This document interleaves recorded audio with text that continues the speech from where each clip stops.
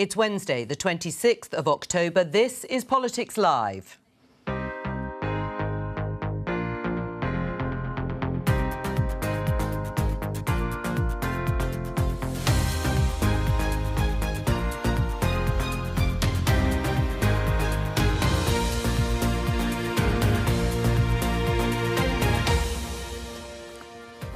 Joining me today, Conservative MP Kevin Hollinrake, Labour's Clive Lewis, Anoosh Chakalian from The New Statesman and political strategist Jo Tanner. Today, the Prime Minister and I have decided that it is prudent to make that statement on the 17th of November, when it will be upgraded to a full autumn statement. What does that tell us about the difficult decisions Rishi Sunak says are on the way? Lots of familiar faces are back in their old cabinet jobs, including the Home Secretary, who resigned just last week over a security breach. How on earth does it meet standards of integrity, professionalism to reappoint someone who's just broken the ministerial code? The Prime Minister has taken her apology, and he has decided that what he wants is an experienced Home Secretary. This is a short history of Rishi Sunak and Brexit. The Prime Minister says he'll be embracing the opportunities of Brexit. But what does that mean? And Keir Starmer will face Rishi Sunak at Prime Minister's questions for the first time.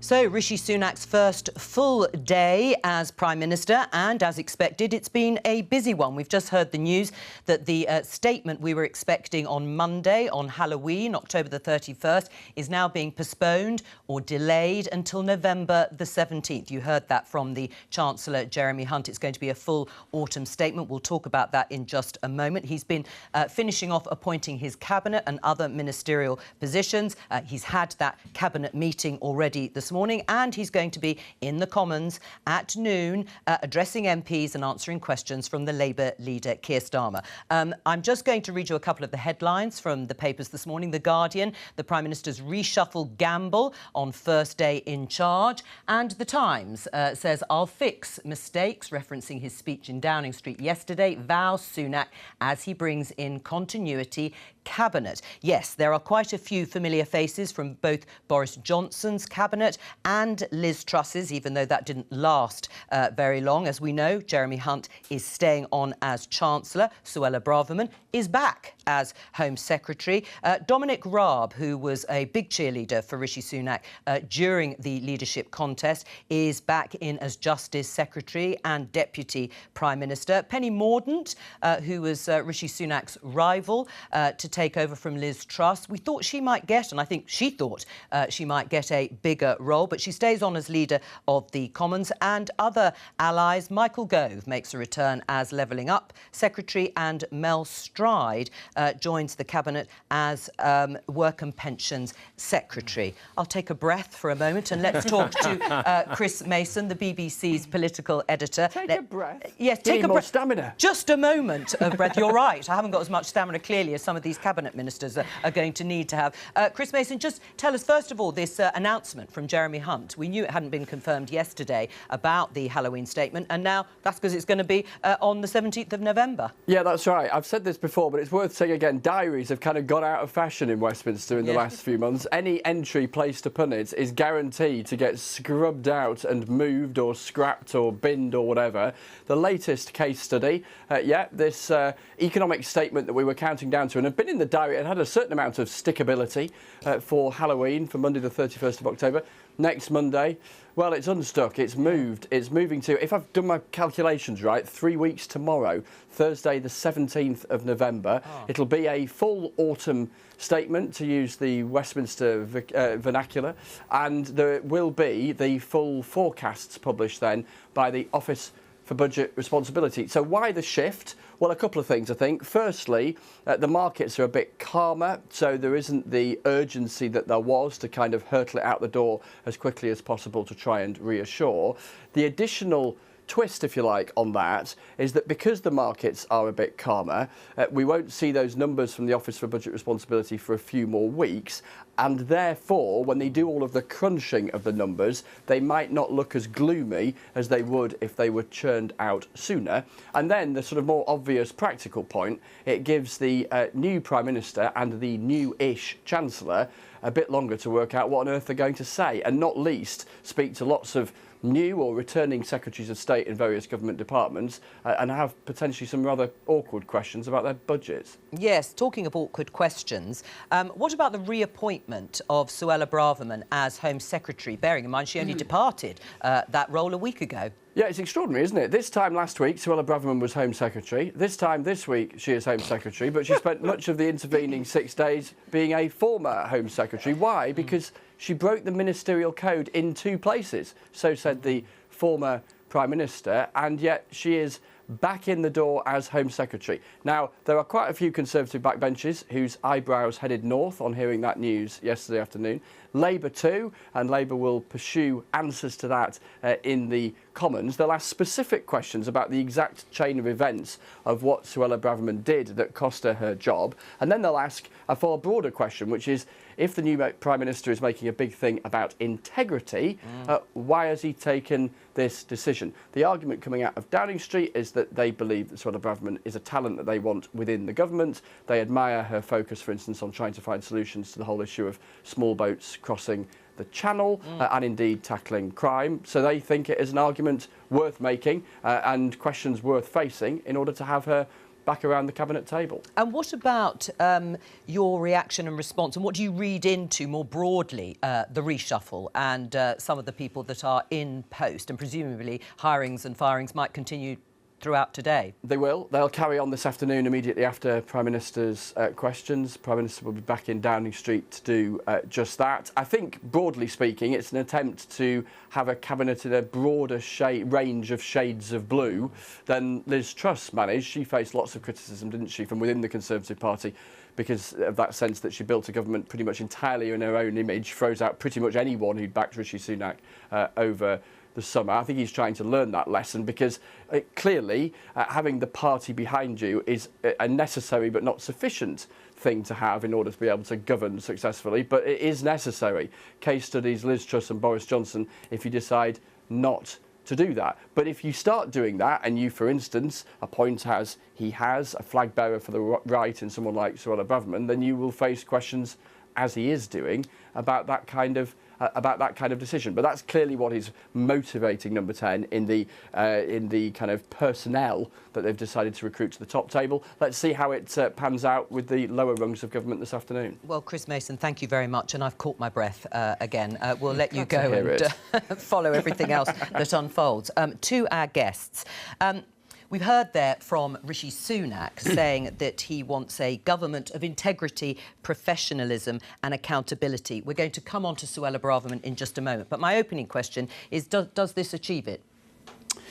Yeah, I think it does. I mean, the most important thing I think people want, the public want, is stability, and they want a government that can take tackle the big issues. So to do that, what he's tried to do is form a cabinet of all the talents in our party. So he's got people like James Cleverly, Ben Wallace, who are from Boris Johnson's Defence Secretary.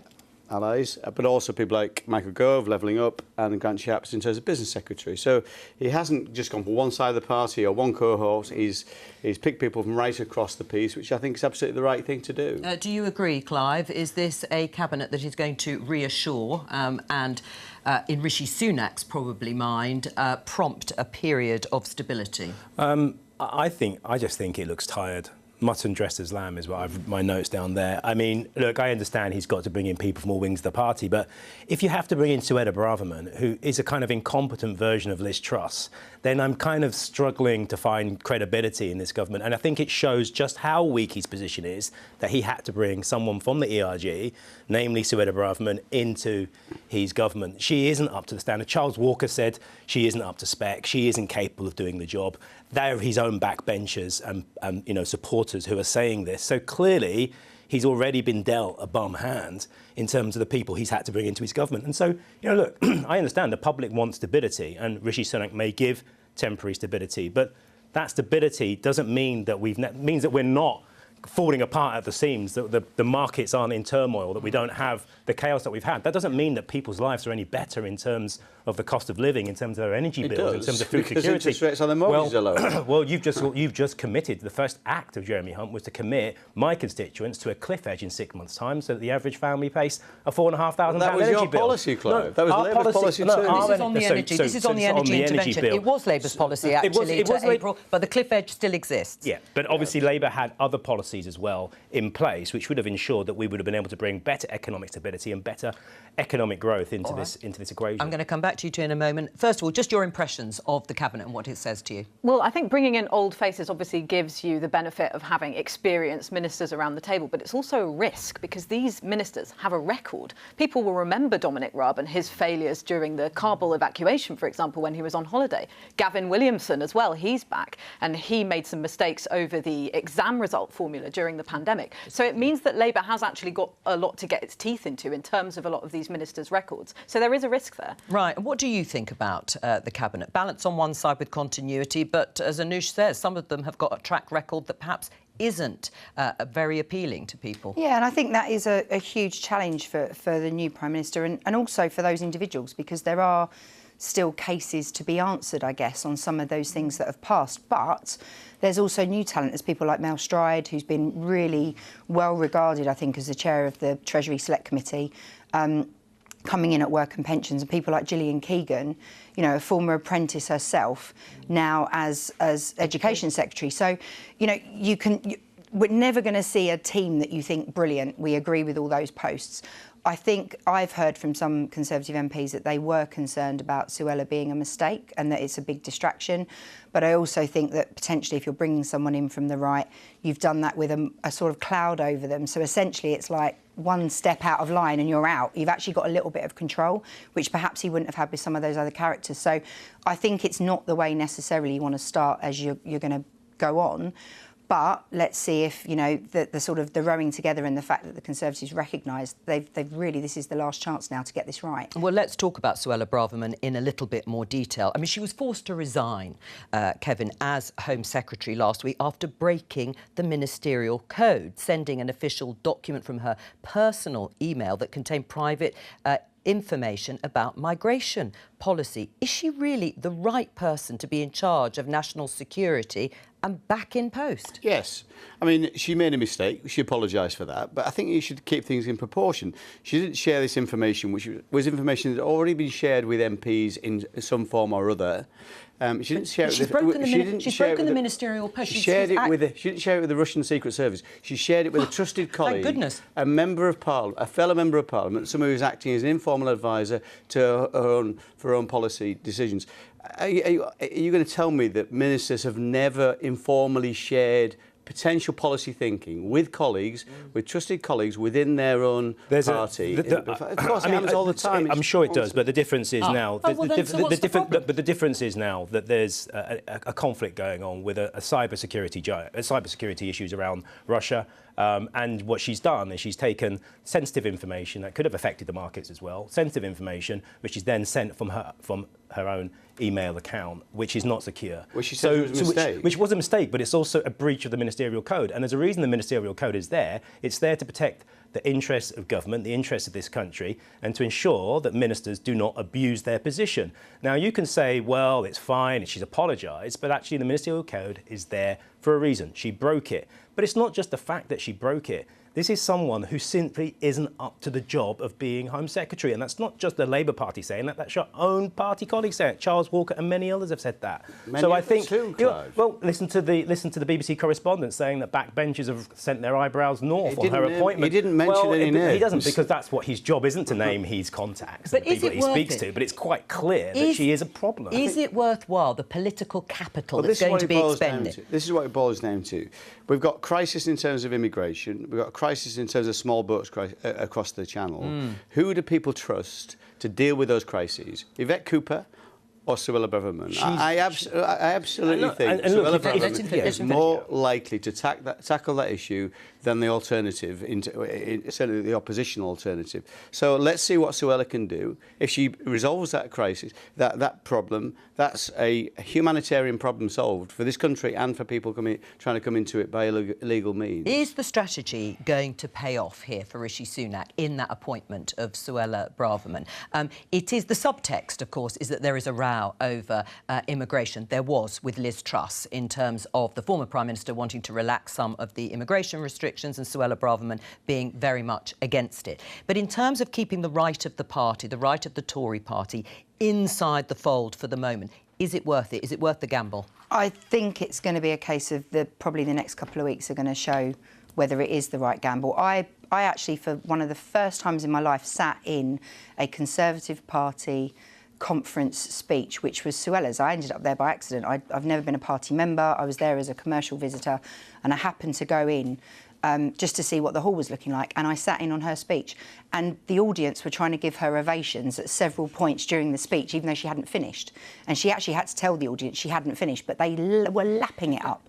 So in terms of the group of the party that potentially may not have voted for Rishi Sunak had the vote gone to the membership, perhaps that's where he's looking to say, look, I've got someone in the cabinet who actually you like and who's talking your language. It is a risk. It may affect the policy direction, but at the same time, this is a government that is going to achieve nothing if you do not have the support of your parliamentary party, and that's what's failed the last two, so they've got to get things right. Well, I think Jo's right. She is sort of the darling of the Eurosceptic right of the Tory party. She was chair of the European Research Group of, that's a very influential group of Eurosceptics in the party. And so Rishi Sunak bringing her in suggests that he wants to, pay some lip service to the desires of that group of MPs, but also he relied on her for the nominations that he had to become Prime Minister. So there was a bit of a deal going on there. And while it might be sensible to bring her into the camp, it's also a big risk because she's a bit of a rogue operator. Remember at that Conservative Party conference, she was accusing Tory MPs of a coup over the 45p tax rate, and she was describing Britain's benefit street culture, which was quite tin-eared considering what people are going through in terms of the cost of living crisis. So I think that will be more of a headache for Rishi Sunak than the breach of the ministerial code. I actually think they're gambling on her bringing herself down.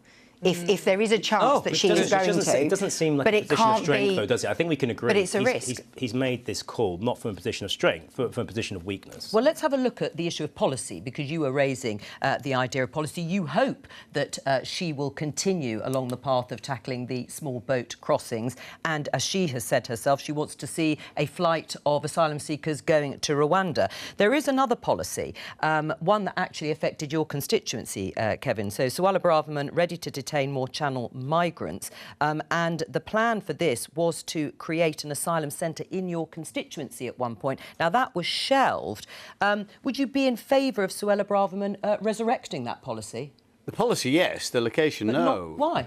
Because it was a village of 600 people, and there'd be 1,500 young single men in that village. Imagine if you lived in that village. Well, all the Home Office advice is quite clear. They should go in major conurbations so they can access public services.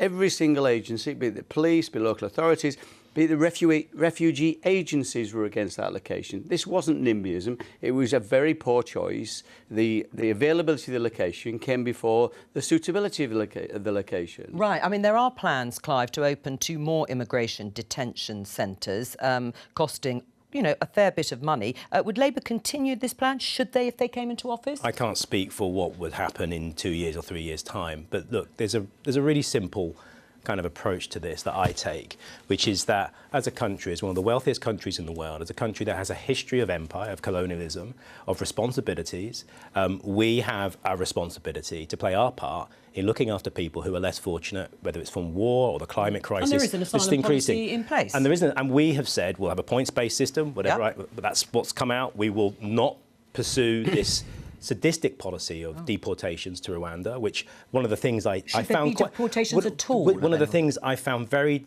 very disagreeable about Suella Braverman, the clip of Suella Braverman saying that it would give her deep pleasure to watch a flight go out to Rwanda. I mean, look, I understand If you're going to have the policy, What's your policy, if you're going to have the Tell me your policy policy. for pragmatic reasons, then fine. Tell But me your taking policy. deep joy from watching people who have come to this country, many of them, who have come to this country seeking asylum, which this country is meant to have a proud history of offering, and taking joy from that is frankly sickening. And she's now our Home Secretary. So look, we can focus on the small number of poor human beings struggling to get into this country from across the Channel. You can turn them into the bad people. But you have no routes into this country. You've stopped all the routes into this country. Therefore, they become illegal immigrants. It's a kind of catch-22 situation. So, and we can look. I think the Labour Party are going to take a humane, pragmatic approach to this, and I think that's where the vast majority of people in this country are, not the cruel, malign influences that you see from so many people. Are you happy to associate yourself with those words? Suella Braverman said that it's my dream to deport asylum seekers to Rwanda. Well, that's about making the policy effective. It's not the taking delight in the suffering of any individual. That would be clearly completely wrong. But this is a policy we brought forward. Of course, at times it feels uncomfortable for me too. That's not the solution we want. The solution we want is to have an agreement with France or other countries where these people are transitioning across these countries, safe countries. But my question to Clive is, it's OK criticising a policy we brought forward, but you've got to suggest an alternative, and you haven't. Time and time again, you just come up with warm words and no policy. No. All right, well, you said you don't want to say what the policy would be in 2 or 3 years' the policy time. 2 to 3 years on those specific asylum centres, I couldn't make a prediction here. But having asylum refugee reception centres, clearly, that's right, and they should be in appropriate places, and they should be properly funded. And I think those people should be able to work if necessary. There are lots of things that I think should happen, but don't happen, and should. Well, that's a note of agreement there between the two of you. Let's talk about the economy, because that is, by Rishi Sunak's own admission, partly why he's in the job as Prime Minister, to fix the mistakes of his predecessor. Let's have a listen to what Jeremy Hunt had to say. You heard a little bit of him in the headlines, but let's listen to some more. It's also extremely important that that statement is based on the most accurate possible economic forecasts and forecasts of public finances. And for that reason, the Prime Minister and I have decided that it is prudent to make that statement on the 17th of November, when it will be upgraded to a full autumn statement. And I've discussed this last night with the Governor of the Bank of England. He understands the reasons for doing that, and I'll continue to work very closely with him. Right, well, we'll be talking about this a lot. But first of all, Kevin, we're talking about a £40 billion black hole in the country's finances. Is it going to be spending cuts and tax rises that we can look forward to? Well, let's see. I mean, I think it's more likely to be 30 billion. That was according to the Bank of England yesterday, because markets are calmer, because interest rates have come down. And government borrowing has come down a little bit. But in terms of the direction, we know from Jeremy Hunt, eye-watering decisions. Would you be in favour of cuts to spending departments, to public services? Well, I'm in favour of efficiencies, but I'm not in favour of reducing frontline services, quite clearly. I think the pressure is off. I don't think we necessarily have to fill that 30 billion black hole today. So we need to obviously look at that over time. We need to try and make sure that we do narrow that gap over time. But to make rush into promises in terms of spending cuts for departments that many of whom are already struggling to make ends meet, I think would be the wrong thing to do right Would you like to see benefits uprated in line with inflation at around 10%? Yes, You would. Yeah. We've already got the triple lock. That will mean pensions going up also in line with inflation. Right. You don't want to see any spending cuts to frontline services, i.e. health or education. Absolutely. But inflation is at 10%. Those spending departments are already going to have to make savings, more than just efficiencies. So should there be, hang on, but should there be more borrowing then? Are we talking about tens of billions of pounds of more borrowing? Just to a certain extent, yes, that will have to be the case. That was planned anyway, of course. Yeah. What the Chancellor has done, and the Prime Minister, I'm sure, will endorse, is reversing many of the policies that caused the disruption in the marketplace. It's absolutely the right thing to do. Well, he's done that. The markets are now calm. He's done that to some extent. I personally, I'll be interested to see what he says. I don't think there's any rush now to fill that 30 billion. I just want to clarify. Yes. The way that we're discussing this is like it was another government, like another other political entity that passed those policies that caused the market chaos. It was the Conservative Party and a Conservative government that caused that chaos, self-inflicted. Well, it wasn't my kind of thinking. No, I know it wasn't, but I mean, it was a Conservative government. I think one of the things I think we're going to look out for, and I think where Labour will be looking out for, is whether this £70 billion black hole, it is an arbitrary figure. Well, I think we're talking about 40 billion. It's true, none of us knows exactly. Someone's arbitrarily picked a 3-year debt to GDP ratio that we have to pay back. Now, anyway, how would you do it? Now I think what we're going to hear on the 17th is we'll probably extend that to 5 years, which will make it far easier for the, but it would also backload it till after the general election. So tax rises would be the best thing in your mind? No, tax rises? So tax rises, yes, most definitely. But let's be really clear here. Where that tax falls is really important, and it's on the wealthy. And when I say wealthy, I mean not just high income, but wealth. And that's one of the things that I think Labour has now cottoned onto and needs to cotton onto, which is the fact that there are billions of pounds. I was looking at the Tax Justice UK, 14 billion from equalising income tax and capital gains tax, another 8 to 9 billion from equalising national insurance. So why do people who earn their income from wealth get tax breaks when those of us who have to work for a living have to pay higher rates of tax? So that raises money as well. Well, you're the second Labour MP to... Rebecca Long-Bailey was here yesterday in that seat saying the same sort of thing. Clive's expanded upon it.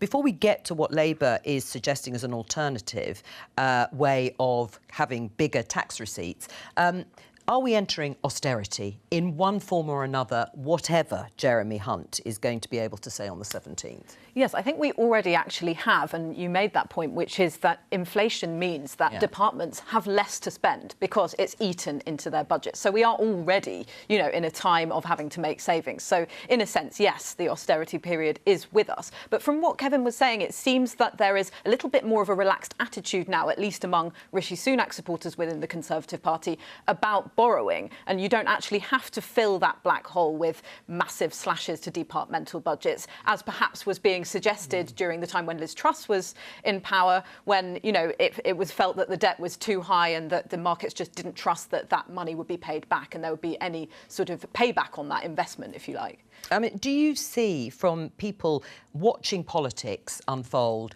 having seen another Conservative government admit that there were mistakes made, do you think that is going to reassure people enough that we have a new Prime Minister, but a Conservative Prime Minister, who has now the job of trying to undo the damage, certainly, of the last 7 weeks, as he sees it? I think a lot of people are just a bit kind of bamboozled by it all. I think out there it's kind of, this is a weird transition of power that they don't really understand. There was lots of talk about what Liz Truss's government were doing for people, but they didn't really understand what that meant. They couldn't feel it. And of course, on the one hand, you were saying we've done this for you, and on the other hand, people were looking at their mortgage repayments and were about to look at renegotiating their mortgages and realising that they were suddenly looking at several £100s a month more. So they've sort of done this, we gave with one and we took away with the other. And actually, those numbers were not necessarily equal. So I think the problem is out there is, yes, this movement of the day, I think, is actually very sensible, and I can totally see why. And this issue about whether you decide you're going to borrow over a slightly longer period, people will look at their own mortgages and say, oh, well, if I extended my term, I change what that looks like. There are sort of layman's terms some of this stuff can be translated into, but it's also incredibly confusing. Most people out there don't have a clue what the markets are. They don't even understand what the institutions do. And so I think one of the things that's appealing, I think, about Rishi Sunak, and potentially Jeremy Hunt a little bit, I think, from the approach he's taken, is that people feel he understands how the Treasury works. People feel that he had an understanding of how the economy worked.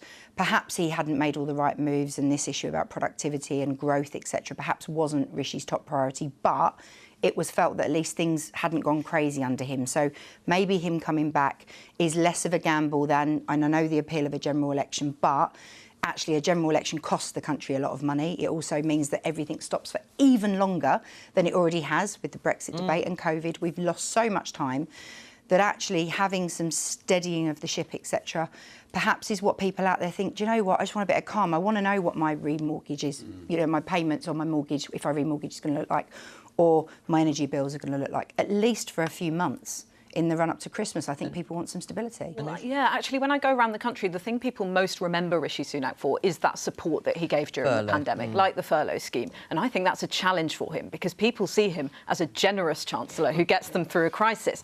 Now he's outside number 10 talking about difficult decisions. As I've said, departmental budgets are already being cut. People can feel the squeeze in public services. Look at the waiting list for the NHS, for example. Everyone knows someone who's on that waiting list or are indeed on it themselves. So that's really tough for him. Much of this makes a lot of sense, and it would reflect what I hear in my constituency. People are feeling a great deal of pain. You know, I have people writing to me asking me if I can write to the energy companies on their behalf. Things like this. It's dire. It really is. But one of the things that's really interesting is where I think Rishi Sunak may steady the ship. We'll see. But what I think people also now are beginning to understand is that this economic system, as is currently configured, one that saw a fifth of this country living in poverty before lockdown. Okay, I think people are beginning to understand it isn't working for them. I think Scotland's got that idea. I think people around the country now understand that. What do you suggest? So I think what people understand is that maybe they want a period of stability because things are so bad. But I think there is an appetite for transformational change. When I say, and I don't necessarily mean a revolution, but I mean that things need to change. You look at the social attitude survey, the latest study, 70% of people think that the working people in this country aren't getting a fair deal. I think people now understand that something needs to change, and after 12 years of this government, I think they're ready for that. Kevin? I've got a fair idea that Clive is talking about revolution, actually. But anyway, but I mean, look at Scotland. Clive raises Scotland. No, well, funnily enough, we're going Scotland raised taxes to raise more money to try and balance their books, which is a really difficult job. But they didn't just raise it on the high earners because they knew it wouldn't raise enough money. They raised it right across the board from everybody with £25,000 and more. So Clive paints his picture, we'll just tax the rich and everything will balance. I was talking about wealth. You're talking about income, Kevin. You're talking about income. I'm talking about wealth as well. We try wealth taxes everywhere. Andalusia and Spain just abandoned their wealth tax. It doesn't raise the money, it deters investment. Well, that's what would happen. How's trickle-down working for you? OK. Trickle-down, OK, I'll give you an idea on trickle-down. When we took it over in 2010, the top 1% contributed 25% to all taxes. Today, it's 30%. That's trickle down. It's providing more money from the highest earners. It's the right way to do it. It's a balanced way, not the radical revolutionary way. Tell my constituents waiting for the NHS waiting list trying to pay their bills. Kevin, you admit that's why Liz Truss is no longer here anymore, because that was what she tried to do more broadly, and it clearly didn't have the support. I'm going to bring in Stuart Hosey, actually, because you've been talking about Scotland. This is a good time to bring him in, although we're going to talk more broadly. Hello to you, SNP MP Stuart Hosey. Going to talk more broadly about the mandate issue, which I know is what you want to talk about. But perhaps you'd like to respond to what you just heard Kevin Hollinrake say about SNP's economic policy in terms of trying to raise revenue. Well, two things. Firstly, the Scottish Government, as you know, has to run a balanced budget. It's not allowed to carry debt. And so it needs to raise the resources one way or another in order to fulfil all its spending commitments. And in terms of what it's subsequently done, particularly in terms of tax, we did introduce the 19p tax rate for the lowest earners, something the UK sensibly toyed with and then inexplicably abandoned. So it's not true that more people in Scotland pay more tax than in the UK. They either pay the same or less. I think 70% pay no more or less. It's a sensible approach to raise the funds required to fill the spending. All right, Stuart Hosey, as I said, we're going to talk about the issue of mandate because you and other opposition parties have been calling for a general election because there's been yet another change of Prime Minister and Conservative Party leader. Let's just remind ourselves what Rishi Sunak said about mandate yesterday in Downing Street. The mandate my party earned in 2019 is not the sole property of any one individual. It is a mandate that belongs to and unites all of us. What's wrong with that, Stuart Hosey? Well, in principle, he's correct. The mandate doesn't belong to an individual. This is a parliamentary democracy. It's not a presidential system. So far, so good. However, we're not talking about the change of a single Prime Minister during a parliamentary term or a First Minister. These things do happen. We're talking about 3 Prime Ministers in the space of 2 months. This simply isn't credible. And when he was anointed a day or so ago, There were only a few Tory MPs even had a say in that. I mean, the argument I've been making is there were only 6 Scots got to vote, and they were all Tory MPs. There hasn't been an affirmation vote in the House of Commons. Right. This is a government with a Prime Minister with no mandate and no legitimacy, and self-evidently there should be a general election. I mean, it's a problem, isn't it? Well, Stuart conveniently forgets. I mean, to be fair, 3 Prime Ministers in 2 months isn't ideal. There's no doubt about it. That might be the greatest understatement. But Stuart forgets they had 2 First Ministers in 2 days, and the second one elected unopposed, which is Nicola Sturgeon taking over from Alex Salmond. So there is precedent for this, Stuart. So, you know, don't try and say that without a hint of irony, please. Right. I mean, Stuart Hosey, on that, I mean, are you saying it should be a constitutional principle that if you elect a new leader of a party or Prime Minister, you should have an election, a general election? No, Jo, I said right at the beginning, you know, Prime Ministers, First Ministers do change during parliamentary terms. Brown took over from Blair, Major took over from Thatcher. So, but this is different. But what? How many are you saying? You're going to put a number on it? No. I mean, if it's a principle, it's a principle. I think this is rather different. I think you cannot have the shambles of 3 Prime Ministers in the space of 2 months, with cabinet after cabinet after cabinet of retreads. Some ministers who've been sacked or resigned twice in the space of a few months, suddenly taking the reins of office again. There comes a time when this isn't credible, not just to the people, but to the markets as well. I genuinely and firmly believe that this is not a legitimate government. There is no mandate for it. And there really should be a general election. All right, well, you said that. Well, let's explore the route to which you might get to a general election, because it's not obvious to me. I just want to have a look at this tweet from Ian Blackford. He's the leader of the SNP in Westminster. The Tories have lost the moral authority to lead. You've just heard that from Stuart Hosey. Labour need to find a backbone from somewhere and test the mood for a general election in the Commons. They have the power to bring forward a meaningful vote of no confidence. Get on and do it, Clive. Yeah, and look, I think trying to bring a vote of no confidence now with the Conservative Party and Rishi Sunak about to give his first PMQs, everything is about timing.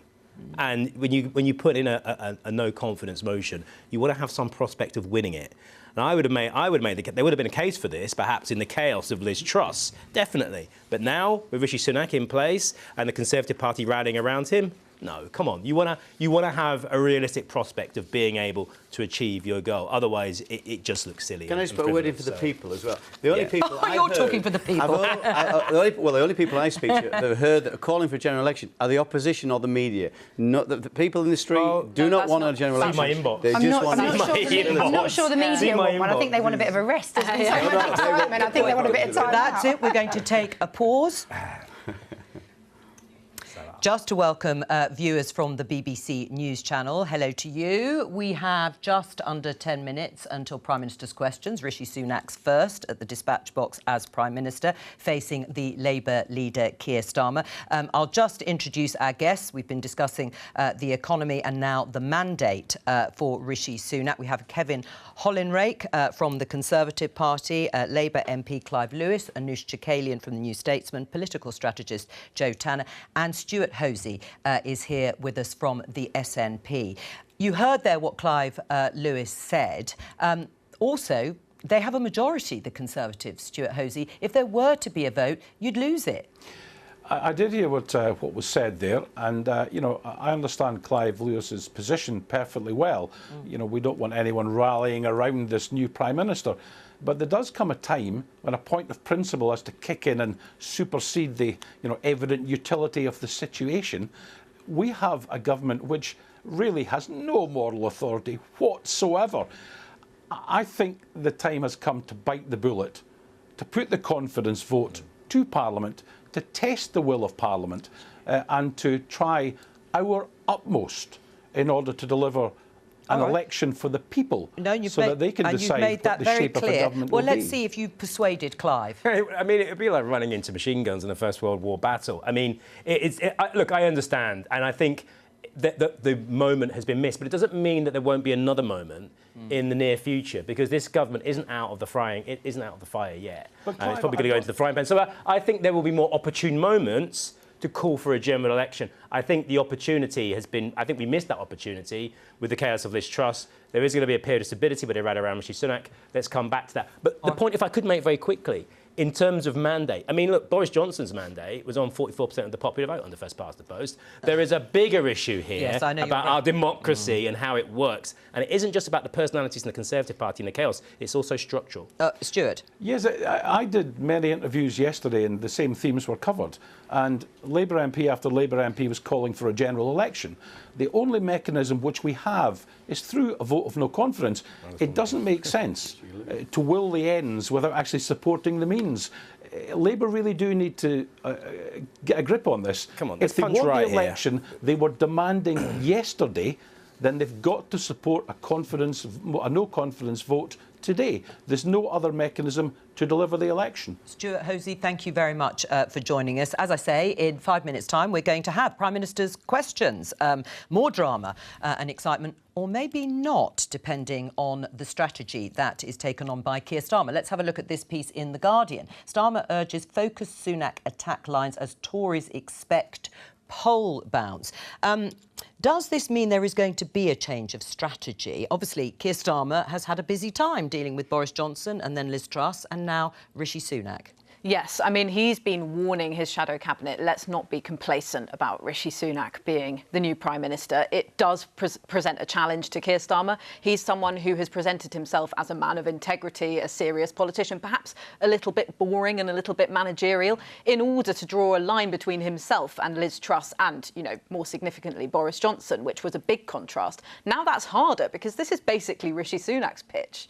And so there are certain pitfalls that he doesn't want to fall into. Something that they have to be careful about, for example, is sort of going too far about, you know, attacking his wealth, for example. They don't think that's a particularly good idea because there's a sense that the public don't really mind about that. More fruitful, they think, is to go on his record. You know, he is someone who is associated with that Boris Johnson government that actually fell apart towards the end. He was fined during Partygate, for example. So there is the record to go on, and it's all about economic arguments for the Labour Party. But it's quite fascinating that over the summer, lots of people were looking at the Labour ads that were starting, going, oh, the Conservatives were just given all this ammo because there was this row going on between Rishi Sunak and Liz Truss. But Rishi Sunak was proved right. So you can't really use the fact that he predicted all this as actually attack ads anymore, because this is the guy that predicted it. So he is actually the person who is potentially the best person at the moment to sort it out. Yeah. So it is a really difficult position that Labour have got themselves into, because we all sat there with our head in our hands thinking this is the most incredible content. And you would see why you'd have wanted a general election straight off the back of that. But now it's kind of scuppered everyone because he was right. He was proved right on so many levels. Yes, so that leadership campaign has aged well. Difficult for you? I think what we'll see is, I think that poll bounce is possible. I think what it does is puts an onus on Labour to make sure that it has a credible alternative to this government, because this government is locked in pretty much. I think we've established he's in a weak position bringing in Sunak Braverman, so there is limited room for manoeuvre and what he can do, and he has a very febrile party. I think what Labour now need to do is assume that those massive poll leads may reduce. But that means that the public are going to be looking for, what are you going to do to change things for the better? And I think that's what our task is now over the next 2 years, to paint that picture in bright, vivid colours. We've sketched out the pencil lines, now it's time to fill that in. And, you know, I think that's what we're going to need if those polls close, and I think that's what's critical for us to do in the coming weeks, months and What years. does Prime Minister Rishi Sunak need to do today? Well, I hope, and she's right, that Labour try and go on his record of the furlough scheme, go on his record of bounce-back loans, go on his record of providing support through the cost of living crisis, go on his record of understanding the economy and putting the right measures in place. So I think that's what, if Labour focus on that, bring it on, I would say. I mean, it's interesting that Anoush says that Labour, broadly, Keir Starmer's office, don't want to attack Rishi Sunak on his wealth because he is the richest Prime Minister. I don't know exactly how wealthy he is. Some of your colleagues do want to have a go at Rishi Sunak about that, along the lines of saying, how can he have any idea what it feels like in the current economic crisis? I think you can mention it, and I think you can remind people, and I think people know that. You know, look, we've got a multi-billionaire head of state, hereditary head of state, and we've got a billionaire Prime Minister. And I think when people make the argument that we have an economic system being increasingly run for the rich and the wealthy and their material interests, and the public feel the real impact of the cost of living crisis, I think it's going to hit home. But I still think that whilst you can remind people of that, your key message has to be about painting that vivid picture about how things will be different under Labour, about how we will change this country for the better for the majority. If we stick on that, remind people about the waiting list in the NHS, about poverty, about food banks. We can because everyone complained that Boris Johnson didn't have any money and had to borrow money to get the wallpaper changed in Number 10. Now you've got a guy who's completely uncorruptible because he's got his own money. Yeah, so it's very difficult in terms of which one you like or don't like. But it's not about calling him corrupt any more than you're saying that a system that allows someone to become a billionaire in the first place is corrupt. It's not calling him that corrupt in that sense. But it is saying that his empathy levels may be an issue. Furlough would suggest that he did get what was going on. Well, Furlough had a lot of holes in it. But I understand in the public perception, Furlough was something that people felt made a massive difference to their lives. And you can't deny that. But there are lots of other things on that record in terms of the NHS waiting list, in terms of austerity over the past 12 years that you can talk about as well as part of his record. I mean, interesting, YouGov have done some polling which suggests 67% of people think Rishi Sunak is out of touch. How important is that, Kevin? Well, I think they're wrong. I mean, he's a family friend of ours. I've seen him in his constituency. I've seen him with just normal people every day, and he gets on very well with them. He talks to people of all different backgrounds.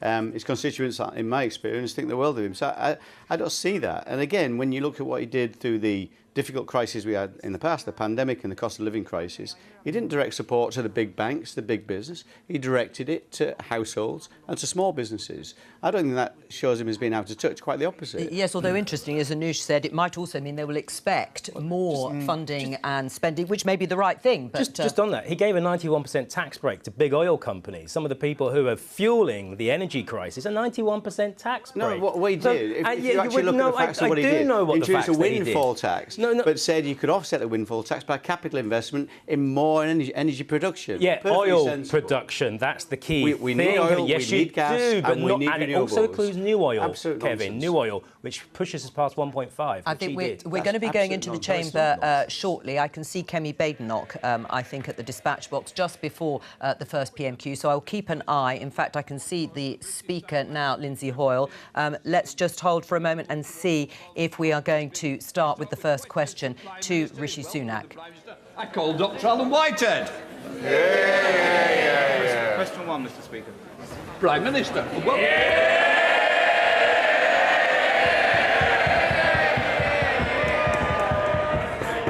Mr. Speaker, can I just say, don't damage the furniture. Cheer him by all means, but don't damage. Come on. Mr. Speaker, this morning I had meetings with ministerial colleagues and others. In addition to my duties in this House, I shall have further such meetings later today. I'd like to congratulate the Prime Minister on his new post and indeed as being the first Prime Minister of a South Asian heritage, which will be a cause of great pride among many of my constituents. I also have some pride in welcoming a fellow Saints Southampton supporter into Number 10. During his prime ministerial campaigns, the last prime ministerial campaign he ran, he pledged to prohibit any development of onshore wind, which is now the cheapest form of power available to us in the country. Now he is Prime Minister. Will he change his mind on that point? Prime Minister. Well, Mr. Speaker, I thank the honourable gentleman for his kind words and look forward to seeing him at St Mary's. Although I know my friend, the Leader of the House, may have something to say about our love of Saints. Look, when it comes to energy policy, I stick by what we said in our manifesto, Mr. Speaker. The important thing is, though, to focus on our long-term energy security. That means more renewables, more offshore wind, and indeed more nuclear. That's what this government will deliver. I'm surprised, Mr. Speaker, to be asking a question, and I know you're shocked, Mr. Speaker, too, because I know that you, like many people, thought I would have already been offered a ministerial post.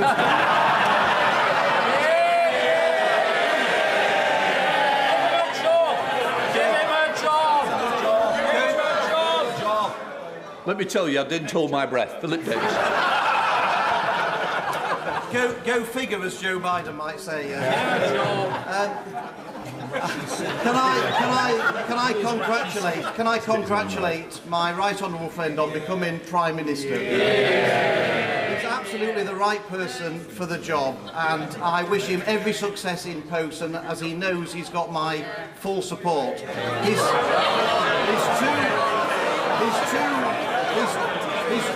His two immediate predecessors made levelling up a key part of their agenda. Would he reaffirm his commitment to levelling up and start, as he means to go on, by approving the levelling up fund bid for Bingley in my constituency? Well, I'm grateful to my honourable friend for his warm remarks. I can confirm he must be the only person, Mr. Speaker, who texted me to say that he did not want a job in the last 24 hours.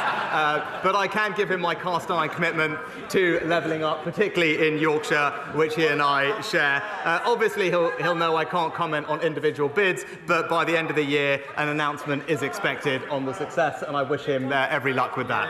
Let's come to the Leader of the Opposition, Keir Starmer.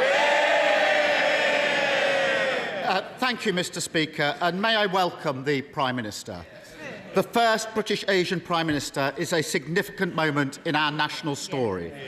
And it's a reminder that for all the challenges we face as a country, Britain is a place where people of all races and all beliefs can fulfil their dreams.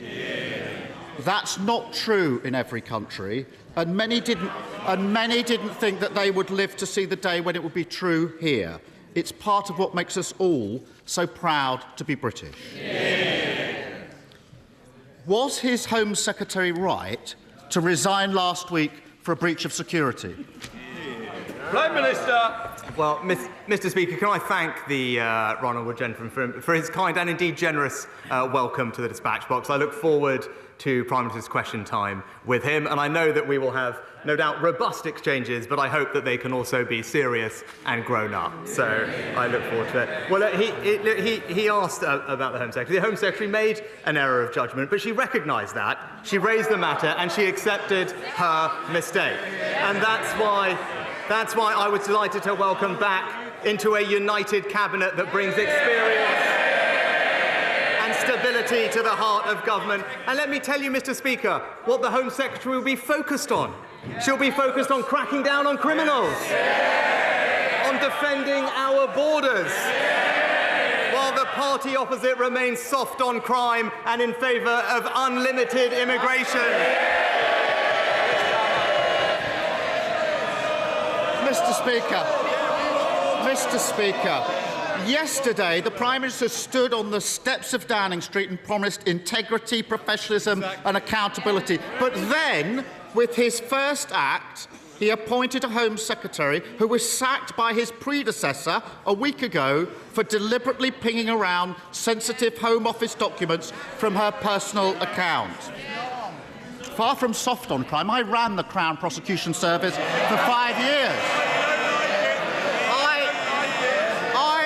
I worked with Home Secretaries to take on terrorists and serious organised crime. And I know firsthand how important it is that we have a Home Secretary whose integrity and professionalism are beyond question. So, have officials raised concerns about his decision to appoint her? Mr. Speaker, I just addressed the issue with the Home Secretary, but he talked about fighting crime. I would hope, Mr. Speaker, I would hope that he would welcome. I would hope that as we look forward, he would welcome the news today that there are over 15,000 new police officers on our street. And the Home Secretary will be supporting them to tackle burglaries. While the party opposite will be backing the lunatic protesting fringe that are stopping working people going about their lives. Yes, Starmer. Well, Mr. Speaker, I listened carefully. That was clearly not a no. We can all see what's happened here. He's so weak, he's done a grubby deal, trading national security because he was scared to lose another leadership election. There's a new Tory at the top, but as always with them, party first, country second. Yesterday, on the steps of Downing Street, he also admitted what the whole country knows. The Tories have crashed the economy, and now somebody has to pay for their mess. I say it shouldn't be working people who've been hammered time and again by this lot, but those with the broadest shoulders must step up. Does he agree? No. Well, Mr. Speaker, the honourable gentleman talked about party first and country second. Perhaps he could explain to us why it was a few years ago he was supporting the member for Islington North.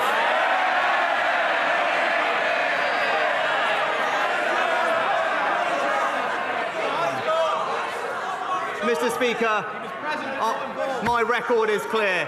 When times are difficult in this country, I will always protect the most vulnerable. That is the values of our compassionate party. We did it in COVID and we will do that again. Mr. Speaker, he says he'll protect the most vulnerable. Let's test that. The government currently allows very rich people to live here but register abroad for tax purposes. I don't need to explain to the Prime Minister how non-dom status works. He already knows all about that. It costs the Treasury £3.2 billion every year. Why doesn't he put his money where his mouth is and get rid of it? Well, Mr. Speaker, I have been honest. We will have to take difficult decisions to restore economic stability and confidence. And my honourable friend, the Chancellor, will set that out in an autumn statement in just a few weeks. But what I can say, as we did during COVID, we will always protect the most vulnerable. We will do this in a fair way. But what I can say, I am glad, Mr. Speaker, that the party opposite, the honourable gentleman, has finally realised that spending does need to be paid for. It is a novel concept for the party opposite. This government is going to restore economic stability, and we will do it in a fair and compassionate way.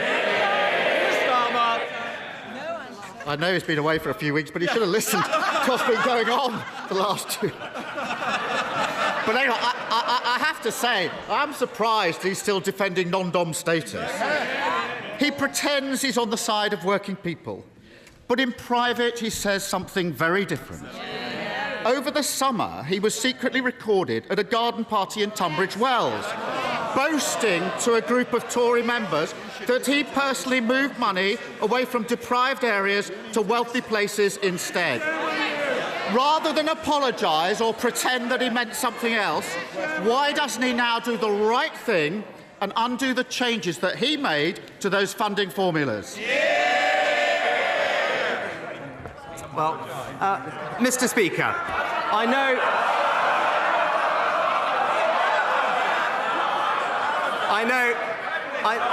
know the right honourable gentleman rarely leaves North London. But if he does, he will know that there are deprived areas in our rural communities, in our coastal communities, and across the south, and this government will relentlessly support them, because we are a government that will deliver for people across the United Kingdom. But Mr. Speaker, he mentioned the last few weeks. I am the first to admit that mistakes were made, and that's the reason I am standing here. But that is the difference between him and me. This summer, I was being honest about the difficulties that we were facing. But when he ran for leader, he promised his party he would borrow billions and billions of pounds. I told the truth for the good of the country. He told his party what it wanted to hear. Leadership is not selling fairy tales. It is confronting challenges, and that is the leadership the British people will get from this government. Mr. Speaker, I think everyone should watch the video and make their own minds up.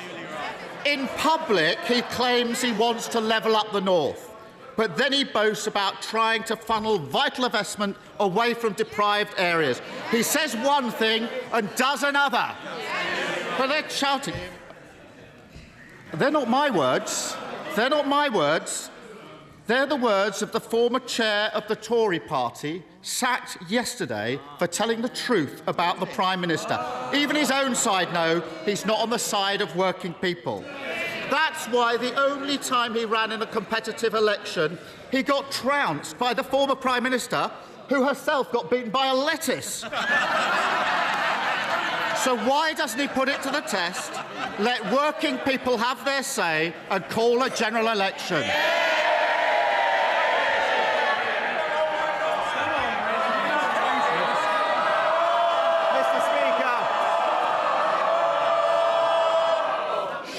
Well, it'll take a long time to get through this paper if we carry on like this, Prime Minister. Mr. Speaker, he talks about mandates, about votes, about elections. It's a bit rich coming from the person who tried to overturn the biggest democratic vote in our country's history. Our mandate is based on a manifesto that we were elected on to remind him an election that we won and they lost.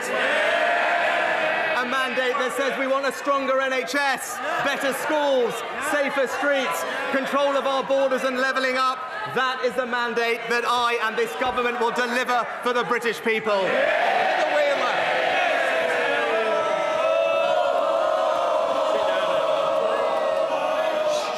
Heather's not even asked her a question. You want more? Come on, Heather. Thank you very much, Mr. Speaker. I'd like to congratulate my right honourable friend and new Prime Minister, and also to thank our previous Prime Minister for the straightforward way she has handled her resignation, and I wish her and her family well for the future. Would my right honourable friend please use this, his first appearance of the dispatch box, to make it clear to the British Medical Council and the British Dental Association that, as well as training, more training spaces opening up, that they must allow new doctors and dentists to work in the UK so that the good people of South Derbyshire can get treatment on the NHS. Well, I thank my honourable friend for her question. She's absolutely right. I'm pleased that there are 3,500 more doctors and over 9,000 more nurses working this year than last. But she's right, and we are working to simplify the registration for dentists in particular that are not trained here to practice here, and that's how we'll help deliver a long-term workforce plan for the NHS and ensure everyone can get the care they need. Let's come to the leader of the SNP, Ian Blackford.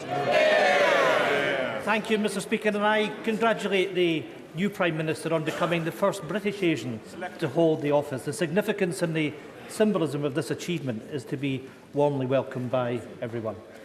Mr. Speaker, yesterday on the steps of Downing Street, the new Prime Minister promised to bring, and I quote, compassion to the challenges that we face today. So, on his first full day in the job, let's put that to the test. A winter of uncertainty is coming, and next April we'll see a cliff-edge moment. Millions face a double whammy as the energy price guarantee is cut off, while households are hit by austerity 2.0 and a real terms cut to social security benefits that many rely on to survive. If people are actually to trust the new Prime Minister's words about compassion, will he today reassure people and guarantee that benefits will rise in line with inflation in his upcoming budget?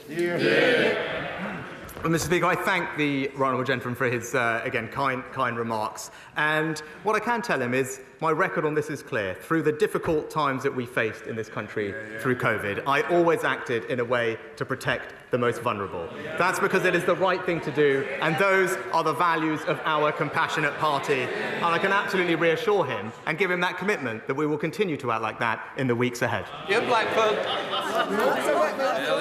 Well, Mr. Speaker, let's test that, because as Chancellor, the Prime Minister slashed universal credit and presided over the worst levels. Well, you know, for the hard of hearing on the Tory side, I might remind them that universal credit was cut by £20 a week and presided over the worst levels of poverty in North West Europe. So I hope that he has learned from his mistakes and guarantees that benefits will rise in line with inflation. But speaking of mistakes, yesterday the Prime Minister appointed a Home Secretary who was forced to resign only last week for breaching the ministerial code, and who boasted that she dreamed of sending vulnerable asylum seekers to Rwanda. We all know why he appointed her: a sleazy backroom deal to shore up his own position. Far from being a fresh start, this is a return to the sleaze and scandal and ghosts of cabinets past. The Prime Minister promised to govern with integrity and humility. So if he has an ounce of either, will he admit his mistake and sack the Home Secretary without the delay? Mr. Speaker, I was pleased to actually have a call last night with the First Minister of Scotland. It was important that I spoke to her on my first day in office because I wanted to express my desire to work constructively with the Scottish Government so that we can work together to deliver for the people of Scotland, and that is what I plan to do. And indeed, I hope crime is one of the things that we can collaborate on, because he will know that violent crime is rising in Scotland and police numbers are falling. Whereas here, we are increasing police numbers, Mr. Speaker. But I look forward to working with the Scottish Government on our shared challenges, because I believe in a strong, united kingdom. Dr. Andrew Marissa.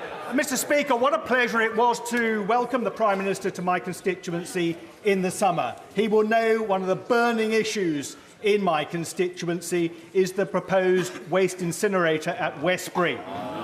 With the government rightly reviewing its air quality targets, can I ask my right honourable friend to signal his intent to continue promoting public health, net zero and the environment by placing a moratorium on any more unwanted, unnecessary, toxic waste burners?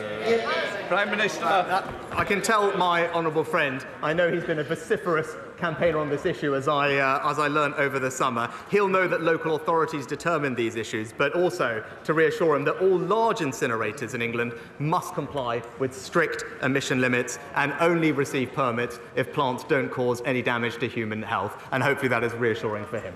Caroline Lucas. Thank you very much, Mr. Speaker.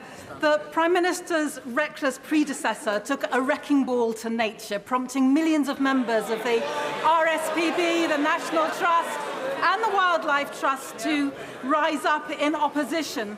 Yesterday, he promised to fix her mistakes as well as to uphold the party's 2019 manifesto. So if he is a man of his word, will he start by reversing the green light she gave to fracking, since it's categorically not been shown to be safe, and instead maintain the moratorium that was pledged in that very manifesto that he has promised to uphold? Well, I've already said I stand by the manifesto on that. But what I would say is that I'm proud that this government has passed the landmark Environment Act, putting more protection for the natural environment than we've ever had, with a clear plan to deliver. And I can give the Honourable Lady my commitment that we will deliver on all those ambitions. We will deliver on what we said at COP, because we care deeply about passing our children an environment in better state than we found it ourselves. Thank you, Mr. Speaker. I too would like to welcome the Prime Minister to his place. Farmers in my constituency of Clwyd South are delighted that after 20 years they are once more able to sell Welsh lamb to the US market. Would the Prime Minister comment on the size and prospects of this market for our world-beating Welsh lamb? Mr. Speaker, I congratulate my colleague on the fantastic achievement. I can tell him that market is worth, I think, something like almost £40 million over the first few years. Enormous boost for our lamb farmers. I would just encourage the 300 million US consumers to give Yorkshire Swaledale a lamb a look in as well. But I know he and I, if we disagree on that, are united on the fact that we will unequivocally back British farming and British farmers. Janet Davey. Thank you, Mr. Speaker. Mr. Speaker, this is certainly a topsy-turvy Tory government. A few days ago, I was going to put my question to the former Prime Minister. But my inbox has been full of emails from constituents of Lewisham East writing to me about their desperate situation of their wages simply not going far enough. I'm also receiving emails about rents going up, energy prices going up, mortgages going up, and of course the cost of living is already up. Yeah.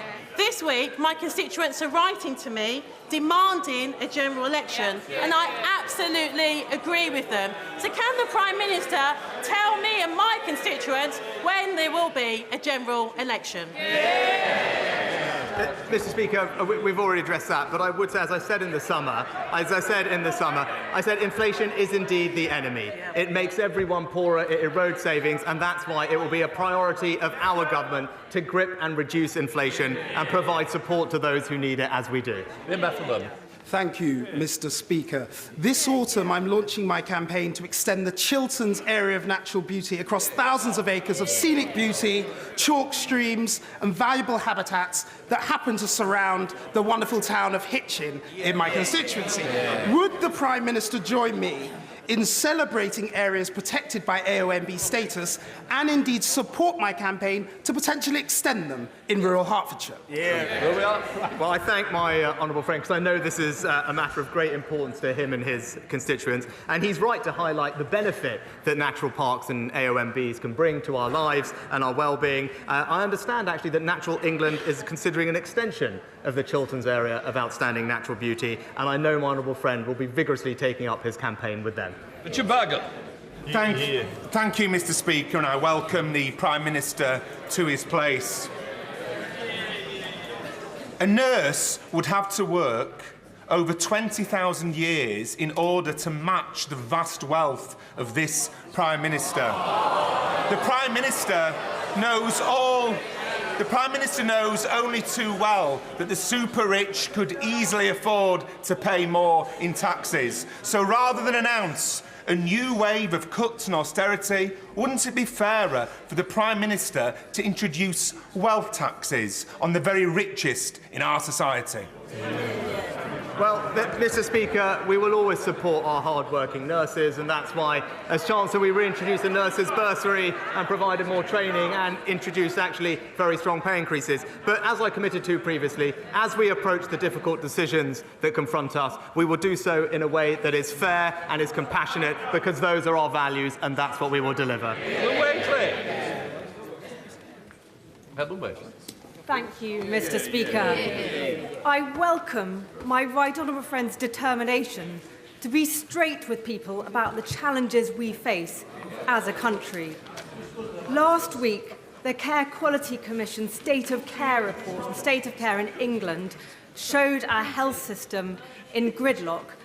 And I hear the same from my constituents, struggling to see a GP or waiting for treatment. So can I urge him to make unblocking the NHS a priority for him and his health secretary? My honourable friend knows this subject obviously very well from her own experience, and I thank her for the work she did previously in the department. She's absolutely right about the challenge that confronts us. It's why we've put billions of pounds into busting the backlogs and the elective recovery fund and are delivering funding and staffing to do that. But I look forward to working with her to deliver what we said in our manifesto, and that is a far stronger NHS. Alan Smith. Thank you, Mr. Speaker. I'd add my own congratulations to the Prime Minister on his appointment. We might not agree on everything, but I think we can all agree a more diverse politics can only be to the good. Now, we in these benches believe that Scotland's best future is independence in Europe.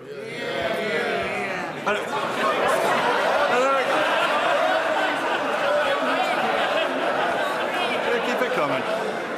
Mr. Speaker, I really would urge the members opposite to show a little more respect. Because it's not just us. It's not just us. It's not just the SNP. And I will not be shouted down. It's not just the SNP. On the last opinion poll, 72% of the people of Scotland want back into the European Union. So if the Prime Minister is to maintain any credibility in the eyes of the people of Scotland, how long does he think he can deny Scotland's democracy? Mr. Speaker, I thank the honourable gentleman for his kind words. I mean, he talked about respect. I would gently urge him to respect the result of the referendum we had on this topic. But whilst we will disagree on that issue, I can tell him that I do remain committed to working constructively in partnership with the Scottish Government to deliver for the people of Scotland. Thank you, Mr. Speaker. Last week I visited worried Year 3 and 6 pupils to hear their suggestions to tackle road safety, following a number of serious road accidents outside Boothroyd Academy in Dewsbury. They suggested the council should do more to help, that their parents should walk them to school to reduce traffic, and that commuters should slow down. Would my right honourable friend agree with me and with them, that we all have a part to play in ensuring road safety outside our schools. Can I say to my honourable friend, I think it's fantastic that he's engaging with his younger constituents at Boothroyd Academy on such an important issue, and I know they will welcome his commitment to supporting them. And I agree with him. There are various things we can do. There's an updated highway code which strengthens pedestrian access. Local authorities can introduce lower speed limits, and we're increasing the number of school streets which restrict motorised traffic at busy times. And I look forward to hearing progress on this issue from him. Stephen Kinnock. Thank you, Mr. Speaker. Yesterday, the Prime Minister stood on the steps of Downing Street and said that he wanted to restore trust. Yet in the past 24 hours, we've seen that he's prepared to shamelessly swap red boxes for political support. And there are real serious consequences to all this horse trading. So I'd like him to be clear on this point. Did he seek or receive any advice on security concerns about the Right Honourable Member for South Staffordshire before his appointment to the government yesterday, given that he was sacked in 2019 for leaking sensitive information relating to our national security? Prime Minister. Well, Mr. Speaker, he's talking about events that happened 4 years ago, and he's right that he raised the topic of national security, because members opposite 4 years ago were busily supporting the member for Islington North, who wanted to abolish the nuclear deterrent, who wanted to leave NATO, and who wanted to scrap our armed forces. We won't take any lectures on national security, Mr. Speaker. Thank you, Mr. Speaker. I sincerely congratulate my right honourable friend and wish him every success. Over 3 years ago, my constituent Harry Dunn was killed in a tragic road accident, and I'd like to ask my right honourable friend to join me in congratulating Harry Dunn's family for the incredible campaign they've run for over 3 years, with huge support from all colleagues across the House on finally achieving justice for Harry. Well, I pay tribute to my right honourable friend for her role, and indeed the former Foreign Secretary as well, and indeed colleagues from all over the House for the part they've played in bringing about this outcome. My thoughts are obviously with the family, and I join in her sentiments that this is very welcome. Daisy Cooper. Thank you, Mr. Speaker. West Hertfordshire Hospital Trust in my area is still hoping to receive funds from the new hospitals programme, the same programme that is supposed to deliver the government's so-called 40 new hospitals. There's been a lot of speculation that the new Prime Minister and his Chancellor might seek to cut infrastructure projects. So can the Prime Minister confirm to me that my local hospital trust, as well as all of the other local hospital trusts that are set to benefit from the new hospitals programme, will in fact get that money? Yes or no? Well, Mr. Speaker, the Chancellor will set out our plans in the autumn statement shortly, but this is the government that put in place plans which will remain to significantly increase capital expenditure, and even though difficult decisions do need to be made, I think the country can rest assured that we will continue to invest in our future productivity and indeed invest in our public services like the NHS. Wendy Bolton. Mr. Speaker, in my Aldridge Brown Hills constituency, we're at risk of 8,000 new homes being dumped in the constituency. Will my right honourable friend use the opportunity of this Prime Minister's question to reaffirm the government's commitment to protecting the Greenbelt and to adopting a really rigorous brownfield first policy? Well, can I say thank you to my honourable friend for her question, and I can give her that assurance. She's absolutely right. We must protect our green belt, and we are adopting a brownfield first strategy. I'm pleased we had a record number of new homes built in the last year, but it's important that we build those homes in the right places. Blythe Jones. Thank you, Mr. Speaker. Whilst welcoming the new Prime Minister to his place, we remember that law-breaking was the order of the day in Downing Street during the pandemic. We will never forget that this current Prime Minister was fined by the police for attending a birthday party hosted by his next-door neighbour. As both a witness and a participant to that law-breaking, if the Privileges Committee investigation into the former Prime Minister calls him to give evidence, will he fully cooperate? Minister. Mr. Speaker, of course, and I addressed these matters earlier this year. Michael Fabricant. Mr. Speaker, you will know that I fought hard to bring back Boris. In '97, I campaigned for Kenneth Clarke and then for Michael Portillo. So I can't always get it right. But you know, I do know about the West Midlands. I know that the West Midlands Mayor very much welcomes the reappointment of the Levelling Up Secretary, and that he looks forward to working with our new Prime Minister. So may I just ask him, what is his vision for levelling up? Well, I thank my honourable friend for the question, and what I can say is our desire is to ensure that people, wherever they live in our fantastic country, have enormous pride in the place they call home and every opportunity to succeed. And you know what? It is the fantastic Mayor Andy Street who is delivering that for his constituents in the West Midlands. That completes questions.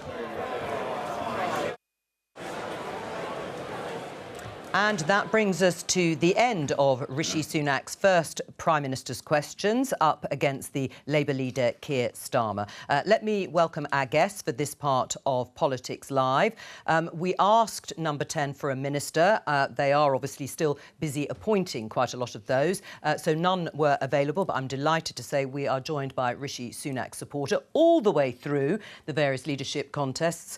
Tory MP Simon Hoare, also a select committee chairman. For Labour, we have the Shadow Business Secretary, Jonathan Reynolds, and for the BBC, we have the Deputy Political Editor, Vicki Young. Let me start with you, Vicki, because they're generous words from Keir Starmer to open his questions today about it being an important and big moment to have the first British Asian Prime Minister. That was also echoed by Ian Blackford. But after that, the gloves were off. Yes, they were. He went straight into those attack points, didn't he? They've clearly been planning this. And I think over the years of Boris Johnson, actually, I noticed quite a few times that Keir Starmer would attack Rishi Sunak, who was then the Chancellor, as well. Because, you know, there were some in the Labour Party who had predicted that one day Rishi Sunak might become Prime Minister. But, yeah, as you say, he went for him on things like non-dom status, for example.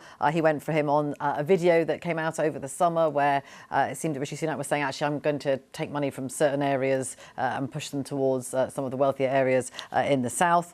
And, yeah, he did go for him. I think what was interesting, though, is that, as you would expect, Rishi Sunak had a lot of support on the Tory backbenchers. Yes, we haven't heard that for a very long time. Well, with relief, I should think. Yeah, a lot of them with relief. And I spoke to one minister yesterday who said, look, we played our wild card. I think she meant Boris Johnson. We played our joker. I think she meant Liz Truss. And she goes, this is going to be our ace. So that's what they're all hoping for. And, you know, he did a decent job, didn't he, in reply? A lot of the lines, though, the attacks back on Keir Starmer were very familiar to ones used by Boris Johnson, actually, sort of reminding people that Keir Starmer backed Jeremy Corbyn, saying that he tried to overturn the Brexit referendum result. So very similar lines of attack. I think Rishi Sunak was probably a little bit nervous, but he had a bit of a grilling today as he was being prepared by people like Michael Gove, who's done it for a lot of former Tory leaders. Simon, well, let's start with the reappointment of Suella Braverman.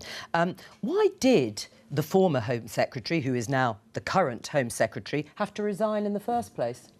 Well, she dealt with that last week. I've got every confidence, knowing Rishi as I do. He is a man of the utmost probity. All of the correct procedures will have been gone through in order to ensure that he has a robust cabinet. And the crucial thing, if I may just make this point, there was no point colleagues like me and others criticising previous administrations for appointing cabinets which only reflected the view of the Prime Minister and the leader at the time. When you have, as Rishi Sunak has done, appointed a cabinet incorporating all of the broad church views of the Conservative Party, you are going to have a whole variety of people sitting around the cabinet table. Including one who has broken the ministerial code. Well, this was, as I understand it, one email which was sent to a colleague who is also a Privy Councillor. So it could have been pleaded or could have been mitigated against on Privy Council terms. But let me make the point again, because it's an important point. Rishi Sunak rightly has made the point of probity being at the heart of the government.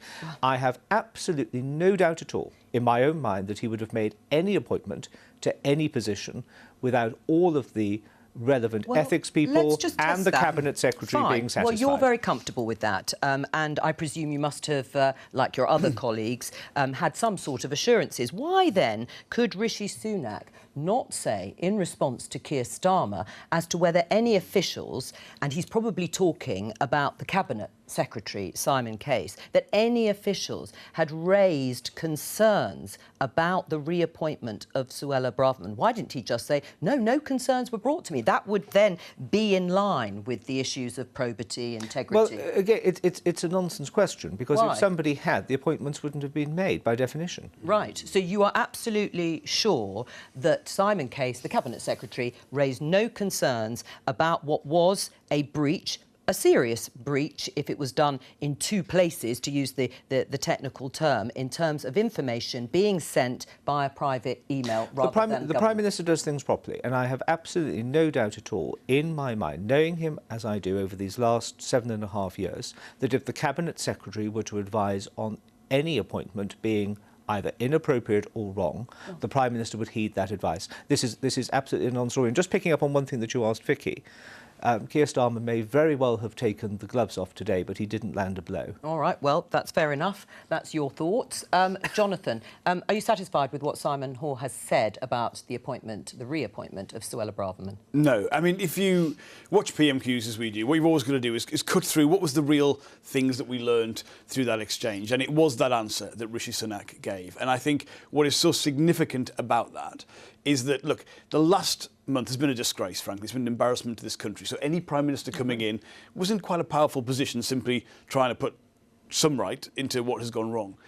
And yet, Rishi Sunak hasn't been able to resist having to put party before country and do a deal with someone like Suella Braverman, who shouldn't be in the Cabinet on integrity or ability. Let's be clear about that. Shouldn't be in there, certainly shouldn't. If that resignation letter is correct that she wrote, if that was honest, that would preclude her from being put back in. Yet he's had to put her back in. And my genuine view is, and I say this in all good faith, Simon, I don't think the Conservative Party is capable of stable government. I think there's too many factions within there. I think you have to do these kind of deals if you want to lead it, and it's not right for the country. I'm sick of hearing what is the right thing for Conservative unity. I want to hear what's the right thing for the country, and that's frankly why we need a general election. Well, I think all of us as Conservatives, and I actually think all of us as politicians, irrespective of party, would always say it's country first, then it's your constituency, and your party comes third. There's no point, Jonathan, with greatest respect, saying, you know, that this is a deal here or it's a deal there. What the Prime Minister has done is drawn talented and committed people from all strands of Conservative thinking. One of the inherent weaknesses of Boris Johnson's cabinet making, and indeed Liz Truss's cabinet making, was that they chose people in their own image. So this is not a result of deals done, but it's answering what has been a huge call from the Parliamentary Party in order to ensure. I'm on a wing of the party, which for the last, I suppose, 2.5, 3 years has really had very little vested in its success. We now have, because each opinion has a couple of people around the table advocating, and it's so important for stronger government. Yeah, and I think Jonathan understands it. What I want to move on to, though, is the policy and the policies, because actually what Rishi Sunak said in response is that Suella Braverman, has got the right policies, defending our borders, being tough or tougher on criminals, which was interesting that he then turned to the idea of what she would do as Home Secretary. Yeah, because the real tension which we know about, possibly that's going to be there on policy, is going to be about immigration. So for all this talk of unity, and he said that word several times, there are huge tensions that are going to be coming to the fore in the coming weeks and months.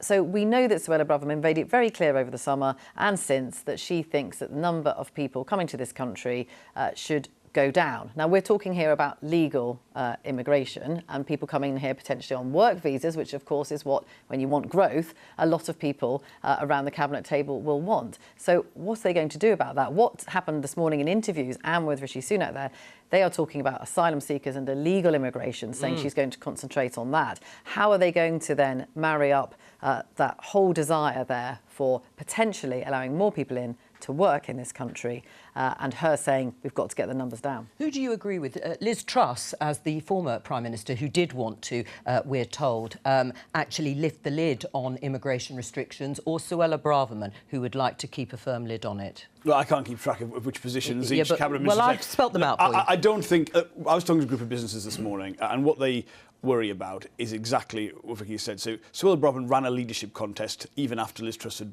won the leadership, using the Home Office with different policies to the government. So they want consistency, first of all. I think immigration should be linked to the needs of the economy. I think if we're bringing in people because we're short of those skills... And is that why you don't like her? Is that why you don't like her? Because you don't agree with her on the issue, a very core issue of immigration. I think frequently she's on a whole range of issues. She's uninformed. She presents things because they're in her own personal political interest rather than the national interest. I don't like that. I don't like inconsistent government. I want to see the country put first. And would you like to see increases in net migration in order perhaps to sort of grow the country and grow the economy? I don't see it as wanting higher or lower. I think there are certain skills, if we need to bring those into the country, there should be links to make sure the skills system puts investment into that training as well as doing that, so you've got temporary measures. But I don't think the approach where you just try and decouple the UK from the rest of the world is a sensible or realistic position. What do you think, Simon, Suella Braverman will mean in terms of Home Office policy? Well, let's see how it evolves. Don't forget Robert Jenrick, who will be attending Cabinet, has been appointed as the Minister of Immigration Minister. Now, I think between him and Grant Shapps as the new Bays Secretary, there will be, I think Jonathan's right, we have to have an immigration system that meets economic needs. We're an ageing population. We have a falling birth rate. If we want our public services delivered and the economy to remain vibrant, we can't shut our doors. The crucial thing is, and I think there's probably unanimity between Jonathan and me on this as well, is that the British people need to know that however many people come to this country, and as we've seen today with Rishi Sunak, doesn't our country benefit from immigration in all spheres of our national life?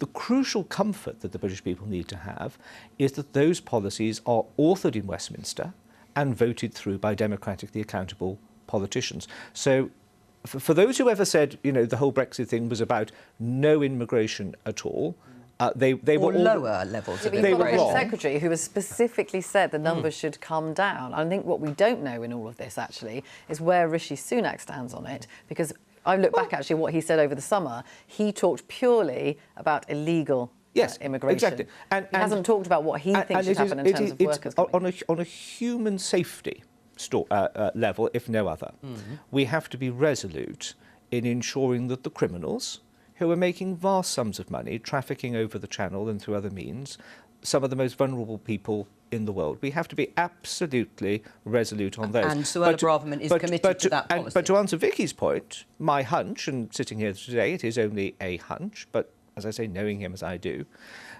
Rishi will understand, the Prime Minister will understand, that we have to have an immigration policy which is transparent, which is firm, which is fair, but meets the needs of UK PLC. It would be an act of self-harm if we didn't have that. So you're absolutely right, but the problem with that is you're a lot more sensible than some of your colleagues in the Parliamentary Conservative Party. Isn't that it? And therefore, to become the leader, every Conservative colleague to become the leader, you don't just need to support people like yourself. You've got to go and reach out to people like Suella Braverman and do this deal with them and have them come in. And that's the problem, isn't it? And that's why I think there's...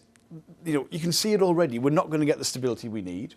You know, I've already seen the decision's been delayed on the spending review because these things won't be resolved, and you can't just put people in with completely opposing views. I'm going to interject here because you mentioned transparency, Simon, and Keir Starmer brought up the issue of a recording that was made of Rishi Sunak during the summer leadership contest against Liz Truss, referring to levelling up. He seemed to be boasting or claiming that he had moved money from deprived urban areas to other parts of the country. Let's take a listen. It was in Tunbridge Wells. I managed to start changing the funding formulas to make sure that areas like this are getting the funding that they deserve. Because we inherited a bunch of formulas from the Labour Party that shoved all the funding into deprived urban areas, then that needed to be undone. I started the work of undoing that. Taking money from deprived urban areas. He did take money from deprived areas. He changed the formula. Is that justifiable? No. I'm sorry. This is a fundamental error. First of all, there has to be a clear understanding that deprivation doesn't manifest itself only in... But I didn't say no, that. I know you didn't. But he's saying he moved hang it. on. So let's start at Sorry, first basis, because people may not understand what was going on here. He was addressing Rishi Sunak during that leadership contest. And that video, that recording, he was addressing Tory party members in Tunbridge Wells over the summer. And he was saying, I managed to change the formula. I'm not saying it's right or wrong, but he said, I managed to change the formula from money only going to deprived urban areas. People will want to know, what was the justification for taking money away from those areas? This is the utter and total misconstruction of what the Prime Minister was saying. You can change the formula, but more money was going into those different pots. So it's not a question of robbing Peter to pay Paul. It was in order to ensure... I represent a rural constituency. If you came, Jo, today to North Dorset and said, take me to your heart of deprivation. I haven't got a heart, but I've got deprivation in each village and town. But because we're sparsely populated, it's really hard to identify. And that's the formula. And the funding formulas were always slewed because it was frankly easy for the bean counters to do, to assess it in densely populated areas. Dorset Council, my local authority, was running the risk of having to pay back to government money which it couldn't afford. Well, let's through negative Labour have made so you add money to the pot, but you change the rules by which it's divided. So, Jonathan, you listened to that. Isn't that plausible? No, it did, absolutely. The video speaks for itself. It is not about whether this was about urban and rural. Under the formulas that Rishi Sunak came up with, places like Salford and Barnsley, I think, were deemed to be less in need than places like Richmond that he represented. It is shameful. It is a shameful thing that he has done. And this is why, forever... I appreciate anyone might look a bit better than Liz Truss after the last month. But there is a lot for us to get into with Rishi Sunak and his record. It wasn't like things were doing well in this country before he was then put out and Liz Truss came in. I take that so point. This is particularly on this frustrating particular and issue, shocking. bearing in mind Keir Starmer brought it up and made something of it, what is wrong with money going into poorer rural areas? There's nothing wrong with a rural-urban distribution of funding, but it is completely wrong to say that is what Rishi Sunak was presenting there. He was talking about taking money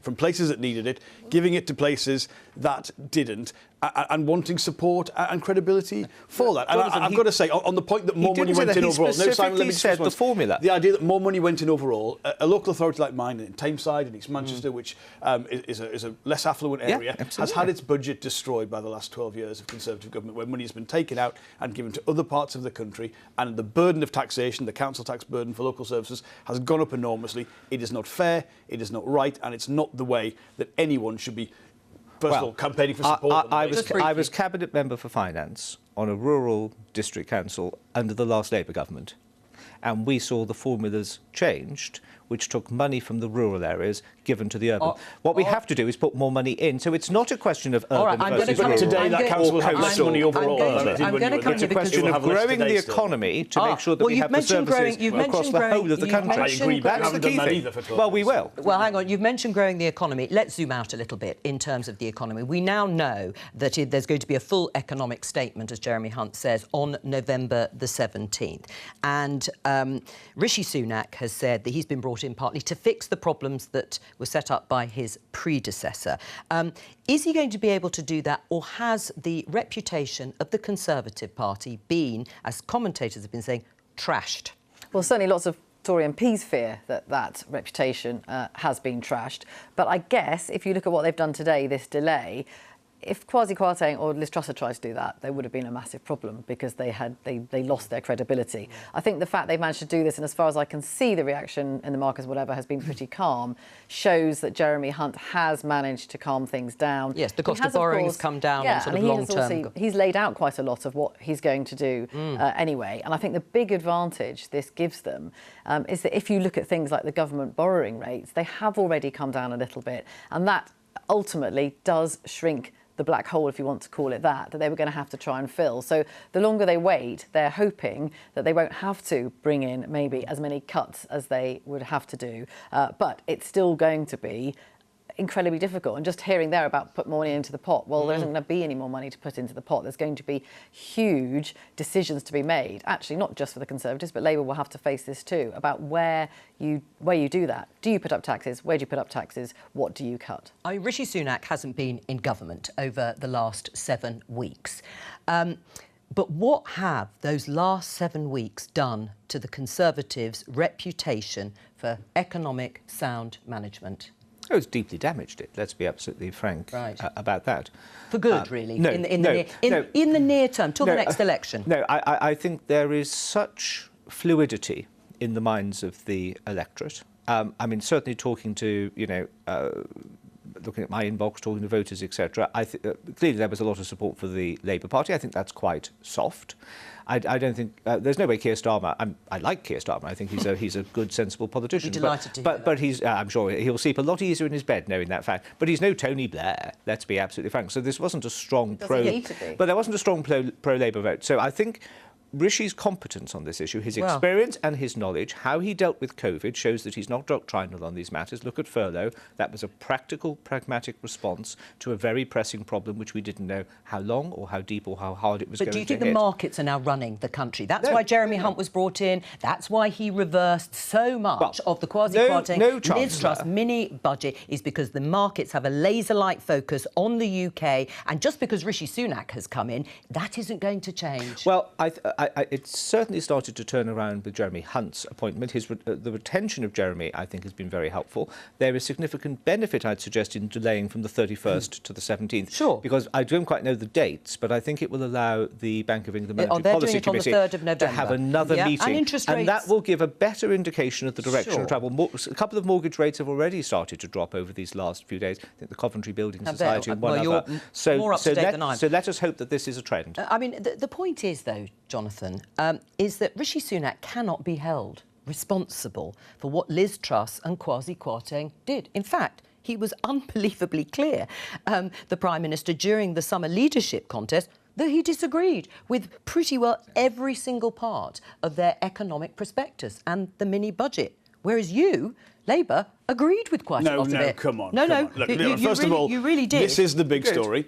This is the big story. It's not about PMQs or appointments. This is the story, which is what the last 4 or 5 weeks have done to this country's national finances, to household finances, to business investment and to public services as a result of that. Now, we opposed the philosophy and the approach of borrowing money to pay for unfunded tax cuts, which has caused Which Rishi Sunak said would be immoral. Well, but let's be clear, the Conservative Party are responsible for this. And I don't think you can simply say, oh, hang on a minute, every time we change Prime Ministers, which is on a month-to-month basis at the minute, or certainly it is with Chancellors, or we're not responsible for anything that went before. The fact is, the Conservative Party is responsible for everyone in this country being worse off and public services being under severe pressure, and it's fair to hold them to account for that. Right, well, let's listen to what Rishi Sunak actually said, precisely in his own words, in the leadership contest to the BBC over the summer.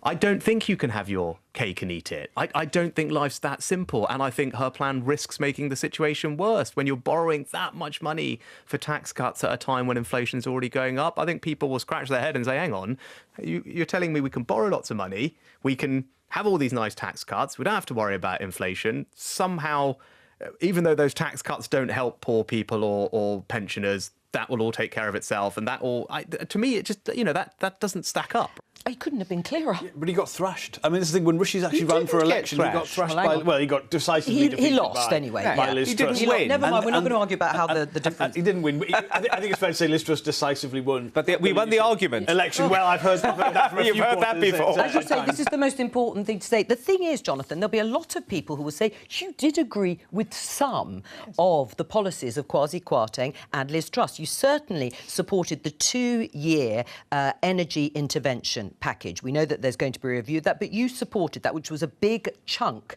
in terms of money being spent of that package. You also supported the reversal of the national insurance contribution rise, and you also supported the cut in the basic rate of income tax. Now, that may have been correct, but in fact, it looks as if Rishi Sunak's been proven right, and you haven't. Absolutely not. So, look, first of all, there was the need for an intervention on the energy crisis. That was trailed well before the budget and caused no problems whatsoever. We had never supported the national insurance rise and were simply being consistent by holding that. They wanted to try and portray us as being in favour of higher taxes. We didn't allow that because, quite frankly, the reason taxes are high on working people is because of the last 12 years of growth, which Rishi Sunak plays quite a substantial role in there. But we opposed the philosophy of borrowing money to pay for unfunded tax cuts for the well-off in order to therefore grow the economy. We opposed the cut in corporation tax, dividends taxation, stamp duty. I could run through it all. So in no way will I accept that we supported that budget. We were there from the beginning saying this is a disaster, and we were proved right on it. Do you admit now, Simon,